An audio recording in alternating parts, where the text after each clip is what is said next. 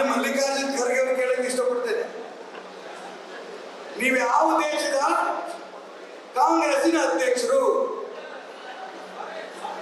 ಯಾಕಂದ್ರೆ ಈಗ all India Congress committee ಅಧ್ಯಕ್ಷರು ಈಗ ಮಾನ್ಯ ಡಿ.ಕೆ. ಸುರೇಶ್ ಅವರು ಮತ್ತು ವಿನಯ್ ಕುಲಕರ್ಣಿ ಹೇಳ್ತಿದ್ದಾರೆ, ದಕ್ಷಿಣ ಭಾರತವನ್ನೇ ರಾಷ್ಟ್ರವಾಗಿ ನಾವು ಕೇಳ್ತೇವೆ.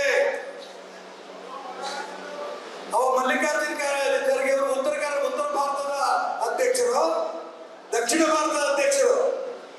ನಿಮಗೆ ಮಲ್ಲಿಕಾರ್ಜುನ್ ಖರ್ಗೆ ಅವರಿಗೆ ತಾಕತ್ತಿದ್ರೆ ಲೋಕಸಭೆಯಲ್ಲಿ ಭಾಷಣ ಹೊಡೆದಿದ್ರಿ, ಕನ್ಯಾಕುಮಾರಿಯಿಂದ ಕಾಶ್ಮೀರ ತನಕನೂ ಕೂಡ ಇದು ಅಖಂಡ ಭಾರತ, ಇದು ಬರೀ ಭಾಷಣಿಕಿರೋದು ಮಾತಾ? ಇಬ್ಬರು ರಾಷ್ಟ್ರದ್ರೋಹಿಗಳು ಡಿ.ಕೆ. ಸುರೇಶ್ ಮತ್ತು ವಿನಯ್ ಕುಲಕರ್ಣಿ.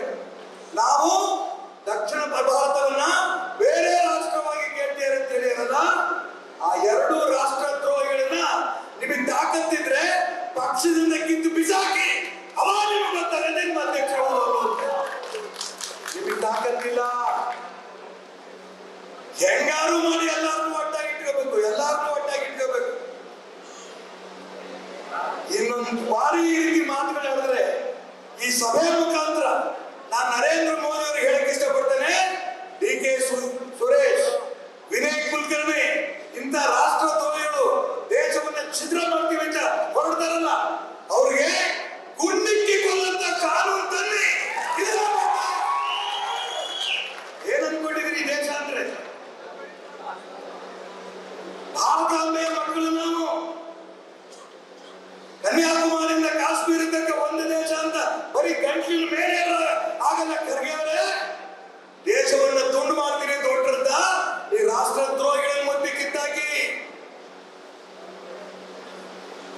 ಈ ವ್ಯವಸ್ಥೆ ಕಾಂಗ್ರೆಸ್ನ ಹೊಸದಲ್ಲ, ಜವಾಹರ್ಲಾಲ್ ನೆಹರು ಬಂದಿದೆ.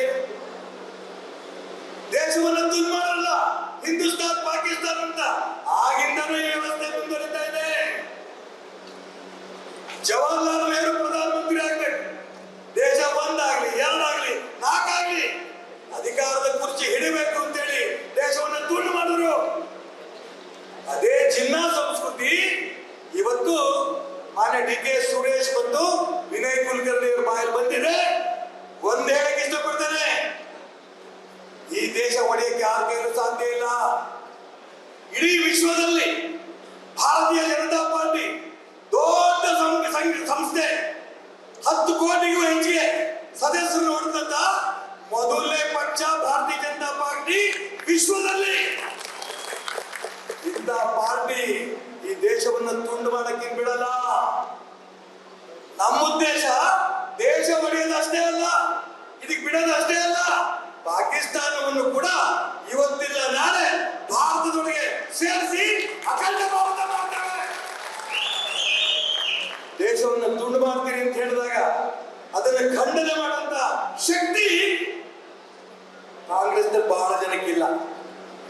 ನಂಗೆ ಬಹಳ ಸಂತೋಷ ಅಂದ್ರೆ ಒಂದೇ ಒಂದು ಸತ್ಯ ಇರುತ್ತೆ, ಮನೆ ಸಿದ್ದರಾಮಯ್ಯನವರು ನಾನು ಇದಕ್ಕೆ ಬಿಡಲ್ಲ, ಒಂದೇ ಸತ್ಯ ಇಡೀ ಜೀವನದಲ್ಲಿ ಹೇಳೋದು. ಪ್ರತಿ ಸುಳ್ಳೆ ತಲೆಯಿಂದ ಪಾದ ತನಕನೂ ಕೂಡ ರಕ್ತದ ಕಣಕಣದಲ್ಲೂ ಬರೀ ಸುಳ್ಳು ಸುಳ್ಳು ಸುಳ್ಳು ಸುಳ್ಳು. ಅಂತ ವ್ಯಕ್ತಿ ಹೇಳಿದರೆ ಯಾವ ಕಾರಣಕ್ಕೂ ಕೂಡ ನಾನು ಒಪ್ಪಲ್ಲ ಅಂತ ಅವ್ರ ಮಹಿಳೆಯರಲ್ಲ, ಸಂತೋಷದಿಂದ ಅದನ್ನು ಸ್ವಾಗತ ಮಾಡ್ತೇನೆ.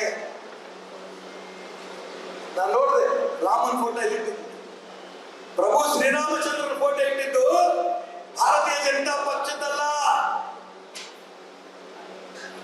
ಇಡೀ ವಿಶ್ವದಲ್ಲಿ ಅಯೋಧ್ಯಾಪತಿ ಶ್ರೀರಾಮಚಂದ್ರನ ಬಗ್ಗೆ ಹೊಗಳ್ತಾ ಇದ್ದಾರೆ.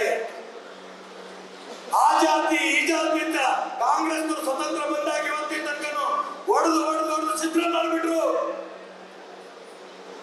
ಜಾತಿನ ತುಂಡು ಮಾಡಿ ಆ ಜಾತಿ ಎಲ್ಲ ಜಾತಿಗಳನ್ನು ಕೂಡ ಒಟ್ಟಾಗಿ ಸೇರಿದಂತ ಯಾವ ವ್ಯಕ್ತಿ ಅಂದ್ರೆ ಪ್ರಭು ಶ್ರೀರಾಮಚಂದ್ರ ನಮ್ಮೆಲ್ಲ ಕಾರ್ಯಕರ್ತರ ಹೃದಯದಲ್ಲಿ, ಕೋಟಿ ಕೋಟಿ ಜನರ ಹೃದಯದಲ್ಲಿ ಒಂದ್ ಕಡೆ ರಾಮ, ಮತ್ತೊಂದ್ ಕಡೆ ಮೋದಿ. ಇದು ಬಿಜೆಪಿ. ಮೋದಿ ಅಂತಿದ್ದಂಗೆನೆ ಬಹಳ ಜನ ಕಾಂಗ್ರೆಸ್ನವ್ರಿಗೆ ಎದೆ ಹೊಡೆದರು. ಎಲ್ಲಿಂದ ಬಂದು ಈ ಪುಣ್ಯ ನನ್ನ ಹೆಂಡತಿ ನನ್ನ ಮಗ ಕೂಡ ಬಿಜೆಪಿ ಓಟ್ ಕೊಡ್ತಾರೆ ಅಂತ ಕಾಂಗ್ರೆಸ್ ನಾಯಕರು ಹೇಳ್ತಾರೆ. ಗುಂಪು ಸೇರಿದಾಗ ಅವರೇ ಮಾತಾಡ್ಕೋತಾರೆ. ನನ್ನ ಹೆಂಡತಿ ಮಗಳು ಅಷ್ಟೇ ಇಲ್ಲಪ್ಪ, ನಾನು ಕೂಡ ಮೋದಿ ಓಟ್ ಕೊಡ್ತೀನಿ ಅಂತ ರಾಷ್ಟ್ರಭಕ್ತ ಕಾಂಗ್ರೆಸ್ನವರು ಹೇಳ್ತಿದ್ದಾರೆ. ಈ ದೇಶಕ್ಕೆ ಭವಿಷ್ಯ ಇದೆ. ಅಟಲ್ ಬಿಹಾರಿ ವಾಜಪೇಯಿ ಪ್ರಧಾನಮಂತ್ರಿ ಆಗಿದ್ರು, ನಮ್ಮ ಅಧ್ಯಕ್ಷರು ಹೇಳಿದ್ರು, ರಾಜಶೇಖರ್ ಅವರು ಏನ್ ಹೇಳಿದ್ರು, ನಾಳೆ ನನ್ನ ಪ್ರಧಾನಮಂತ್ರಿ ಸ್ಥಾನ ಹೋಗ್ಬೋದು, ಆದ್ರೆ ಭಾರತೀಯ ಜನತಾ ಪಾರ್ಟಿ ಕಾರ್ಯಕರ್ತ ಅನ್ನೋದನ್ನ ಕಿತ್ಕೊಳ್ಳಕ್ಕೆ ಯಾರು ಹೋಗಲ್ಲ ಅಂತ ಕಾರ್ಯಕರ್ತರು ನಾವೆಲ್ಲ ಇದ್ದೇವೆ. ನಮಗೆ ದೇಶ ಮುಖ್ಯ. ಯಾರು MLA ಆಗ್ತಾರೆ, ಯಾರು MP ಆಗ್ತಾರೆ, ಯಾರು ಗ್ರಾಮ ಪಂಚಾಯತಿ ಜಿಲ್ಲಾ ಪಂಚಾಯತ್ ಸದಸ್ಯರಾಗ್ತಾರೆ, ಇದಲ್ಲ.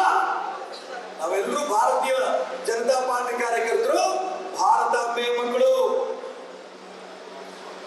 ಶತಶತಮಾನಗಳಿಂದ 900 ವರ್ಷ ಈ ದೇಶವನ್ನ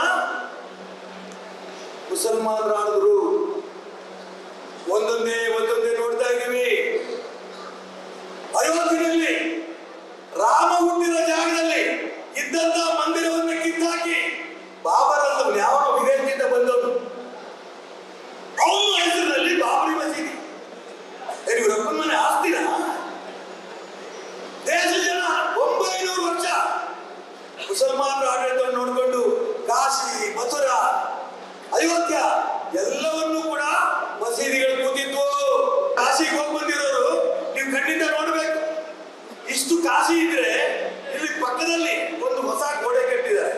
ಆ ಗೋಡೆ ಮಂದಿರವನ್ನ, ವಿಶ್ವನಾಥ ಮಂದಿರವನ್ನು ಹೊಡೆದಾಕಿ ಆ ಕಡೆ ಬೇರೆ ಮಸೀದಿ ಕಟ್ಟಿದ್ರು.